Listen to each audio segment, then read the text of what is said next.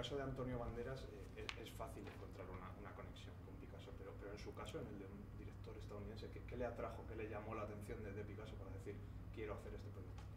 So in the case of Antonio, it's pretty clear, you know, what the connection to Picasso and the interest in his life might be. But for you, being an American, you know, director, what was your interest in his life, or what drew you to him for this? Well, you know, we had done a previous series about Albert Einstein for National Geographic, and our desire as a group was to continue this idea of exploring geniuses, which for me as a writer and a director is a really, you know, interesting topic, and no one else really, I think, is doing it. So we knew that for our second series we needed to take on another genius, and we agreed mutually, but I very specifically wanted to make sure that we didn't take on another scientist. I wanted to be able to say, you know, genius is not the exclusive realm of scientists. As a visual artist myself, certainly not on the level of Picasso, I would never say that. Of course, I'm very interested in visual and visual arts, and so there's a short list of people who legitimately deserve the title genius, and of course Picasso is one of them. There's really a handful. You know, we can debate about other people whether or not they're a genius, but there's no debate about whether Picasso is a genius. He's a genius. So to me, I thought it would be really exciting to take on a genius in the world of the visual arts, and once I said that, it was obvious that it should be Picasso. Now, of course, that was a really daunting challenge to take on, because now you have to depict visually the greatest visual artist of the 20th century. It's a little bit intimidating, let's say. Cuando se planteaba este proyecto, ya se pensaba, o sea, desde el primer momento se pensó en Antonio Banderas o llegó luego. ¿Cómo fue su contratación? So how did Antonio come on board? Was it always Antonio? Was it later on? So as I said, we were trying to decide who the next genius should be, and we discussed many figures. And then when we decided it should be Picasso, the first thing I said was, we have to get Antonio Banderas. It's obvious. Now, I said that, I will admit, naively, I didn't know. I knew he was, of course, a great Spanish actor, but I didn't know that he was born in Malaga, and I didn't know that he had a lifelong connection and fascination with Picasso. So it became very fortuitous. So Ron Howard and I got on an airplane and flew to London to meet with Antonio to try to convince him that he should play Picasso. We didn't know that he wanted to convince us that he should play Picasso. We didn't need to be convinced, and it turned out he didn't need to be convinced, because he had also fortuitously, he had watched the whole first series of Einstein just by coincidence, and he really liked it, and so he saw the work that Ron and I had done, and that we had a very serious, artistically and creatively serious approach to the subject matter. So it just became really kind of kismet that he was available and wanted to do it. En todo ese proceso de convencimiento mutuo que nos está explicando, ¿ayudó Banderas a nivel de producción a meter detalles sobre Picasso que él conocía como fan que es? And as you're, you know, mentioning that mutual convincement, you were both trying to convince each other, and you said, you know, he was so interested in Picasso. Are there any details about his life or anything that Antonio encouraged you to include in the series? Yeah, well, I mean, one thing Antonio did was successfully convince me that we should shoot part of the series in Malaga. We knew we were coming to Spain. We knew that there was a film infrastructure in Madrid and Barcelona. We knew we would go to Barcelona because there are some certain locations in Barcelona that, and Picasso spent a lot of his young life in Barcelona. But to be honest, our original intent was we probably would find some of these locations in and around Madrid, because there's a very, you know, mature, excellent film industry here. But Antonio invited me to Malaga and said, let me show you where Picasso is from. And once he did that, I thought, well, we have to shoot here, which was his agenda all along.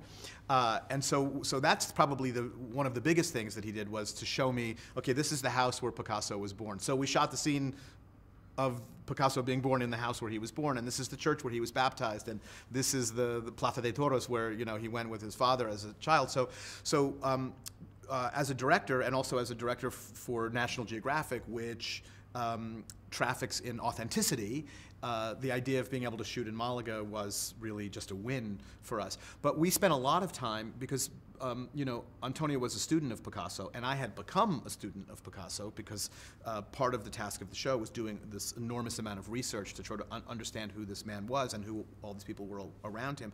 So we already had a lot of, let's say, information and fascination with the character in common.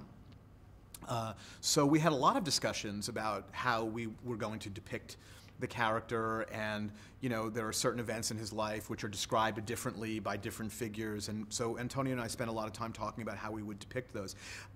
He was, I will say, extremely respectful of the scripts and the text, but he did occasionally have ideas, which we almost always tried to embrace.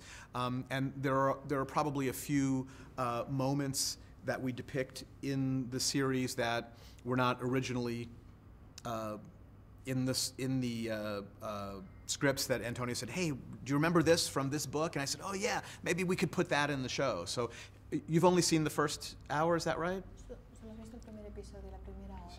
Okay. There's a moment in the second hour, for example. There's a moment in the second hour which was not in the original script, which Picasso described, which is that he's working in his studio in Paris, and it's during the war, and he sees a little paloma that lands on his windowsill, and when he goes over to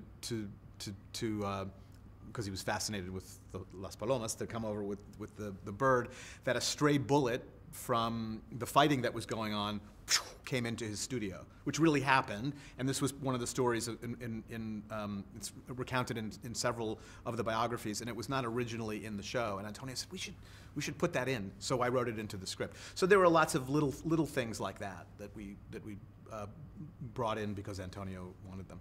Yeah. Bueno, ya la última. En la vida de Picasso las mujeres tuvieron mucha importancia, en la serie también las tienen. Yes. Quería saber, en un momento en el que hay movimientos como Time's Up, como sí. ¿Cómo cree que debe reaccionar el cine y cómo cree que deben reaccionar ustedes, los directores o los creadores de personajes, a la hora de enfocar esos personajes para la mujer? So what's your response, you know, as filmmakers and directors, yeah. writers, in a time such as the Time's Up, and in a life such as Picasso's, where women had so much weight and played such key roles? What's your response? No, I think it's a great question. I think that, you know, I personally think that the Time's Up movement is really important, and I think is going to represent a much-needed, long-awaited change, not only in our industry, but in the world in general. And I think, you know, women speaking out about their experiences in the workplace is really vital and long overdue. Picasso, of course, has been a controversial figure in terms of his treatment of women. We found in our research that, you know, Picasso's relationships with women was very complicated, but he, you know, in a lot of ways he can be accused, and has been accused by certain writers, of mistreating women, but he also treated many of the women in his life, most of the women in his life, at least for a time, very generously. He genuinely loved them. He genuinely was inspired by them. In some cases, collaborated with them. He supported women artists as artists. So I don't think there's a corollary in terms of the workplace. In other words, I don't think that Picasso, in my research anyway, which was very extensive, I don't think Picasso could be accused of using his power position in the workplace, and his workplace being the art studio, to, you know, use his ability to help women in the workplace or have power over women in the workplace as something to coerce sex or sexually harass women. I don't think there's a corollary in that way. What we do depict in the show, though, are a lot of really interesting women artists, and if you keep watching the show, for example, when you get to the third chapter, you will see that we tell a story which is about Fernande Olivier, who is one of Picasso's early lovers that he was with for about 10 years. She was an artist's model in Paris, and she was absolutely a victim of sexual harassment in the workplace of the artist studio of Paris. And we tell her story in that chapter in a way that I think is very timely and connected to this moment. So, you know, at the same time that audiences or modern viewers might look at Picasso and say, well, you know, is he someone who didn't always treat women so well? Also, as a show, we take on these issues and we depict it from the point of view of many of these important women in his life. So, so I think that the audience will be surprised when they see that, you know, this is not just a show about this macho guy Picasso who, you know, had all these women, which he did. But the women were really important to him, and he really, I can't say that he always treated them perfectly. He didn't always treat the men in his life perfectly either, but he really respected them and was really inspired by them, and in many cases very, very generous to them, though not perfect. I don't apologize for it, I'm not trying to apologize for any of his behavior. So we try to depict the good and the bad in the show.